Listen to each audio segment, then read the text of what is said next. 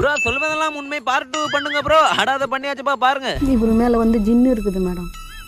அது வந்து அதுவும் வரும் மேடம் மேலே. அது தொட்டு மோந்து பார்த்தோமா அது ஒரு சரியான வாசனையாக அடிக்கும்.